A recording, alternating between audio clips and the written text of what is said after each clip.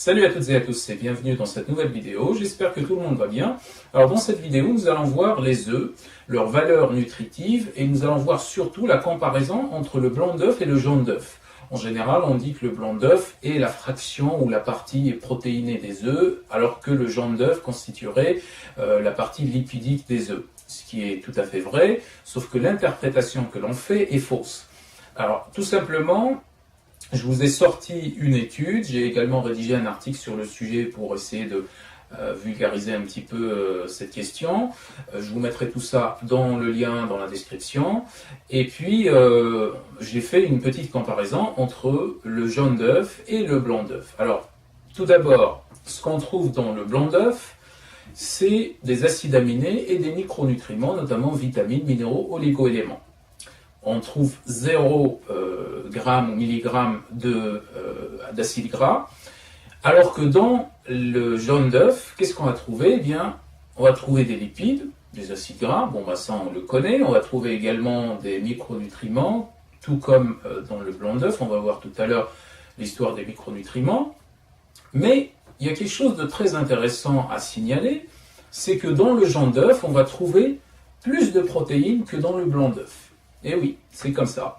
Il y a plus de protéines dans le jaune d'œuf que dans le blanc d'œuf. Tout simplement, ces protéines-là, elles sont combinées à des acides gras, ce qui fait que c'est des protéines qui sont biofonctionnelles, parce que vous savez que dans le corps, une grande partie des protéines est couplée aux lipides, et donc l'apport protéines, lipides qu'on trouve en général dans les aliments dits protéinés, viande, œufs, laitage, eh bien, c'est pas par hasard qu'on a des protéines et des lipides ensemble.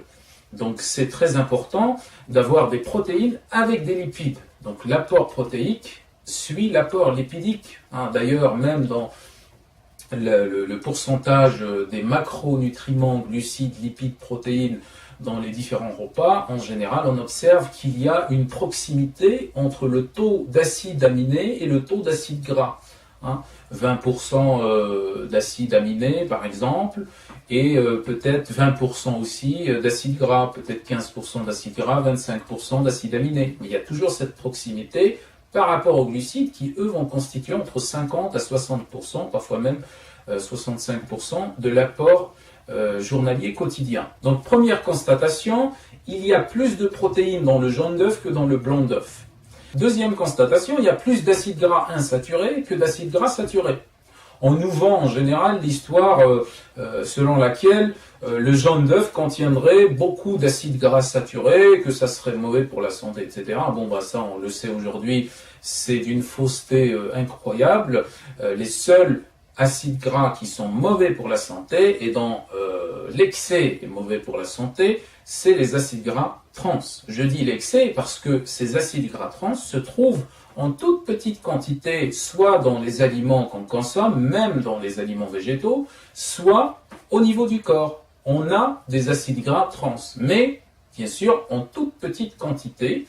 Et quand on consomme des margarines ou je ne sais quoi, des aliments industriels raffinés qui contiennent trop de gras trans, eh bien on va avoir toute la panoplie de problèmes cardiovasculaires. Bon, ça c'est un autre problème. Mais globalement, le jaune d'œuf contient plus d'acides gras insaturés que d'acides gras saturés, premièrement, ce qui ne veut pas dire grand-chose, parce que même les acides gras saturés, ils sont très importants pour le métabolisme.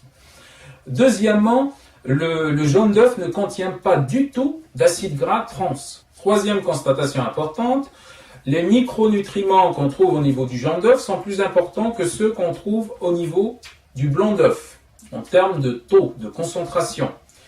Sauf 2 micronutriments. La niacine, 60 mg par 100 g de jaune d'œuf et 90 mg pour 100 g de blanc d'œuf.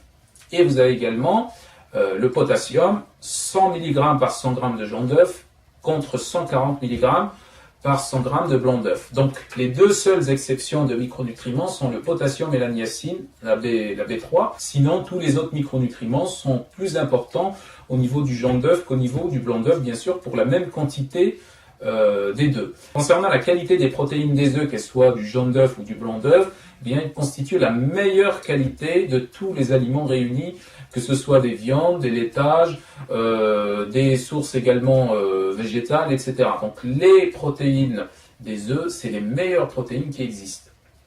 Maintenant, pour résumer, le jaune d'œuf est nutritivement parlant meilleur que le blanc d'œuf, donc n'essayez pas de retirer le jaune d'œuf, ça ne sert absolument à rien. Même les lipides qu'il contient ne vont pas être stockés au niveau du tissu adipeux sous-cutané. Ça, c'est d'une absurdité extraordinaire. Les acides gras qu'on consomme avec modération à partir de l'alimentation, eh bien, ils vont servir au métabolisme des protéines, premièrement, et également à tapisser les membranes cellulaires. Alors que ce qu'on trouve en sous-cutané, eh bien, c'est pas les acides gras. Bien sûr, il y a une petite proportion des acides gras qui sera stockée en sous-cutané, mais ce sont beaucoup plus les glucides que vous consommerez en excès avec le manque d'activité physique, bien sûr, et surtout, les saloperies que vous allez consommer à partir de l'alimentation industrielle et raffinée. Donc, tous les xénobiotiques toxiques, ou une grande partie de ces xénobiotiques toxiques, vont être stockés au niveau du tissu graisseux. Pourquoi? Tout simplement, la peau, c'est un émonctoire double, c'est un organe d'élimination qui va éliminer à la fois les toxines hydrosolubles et les toxines liposolubles, premièrement. Deuxièmement, la peau est un organe qui se situe à la surface du corps. Donc, pour essayer de se débarrasser de ces toxines, de ces xénobiotiques toxiques, l'organisme va essayer de les repousser au maximum vers la surface. Et il se trouve que la surface, c'est la peau, et ça tombe bien puisque la peau permet d'éliminer les deux grands types de toxines, liposolubles et hydrosolubles. Donc quelque part, l'histoire des acides gras qui iraient boucher les veines, etc. J'ai fait déjà une vidéo sur l'athérosclérose, je vous invite à aller la regarder.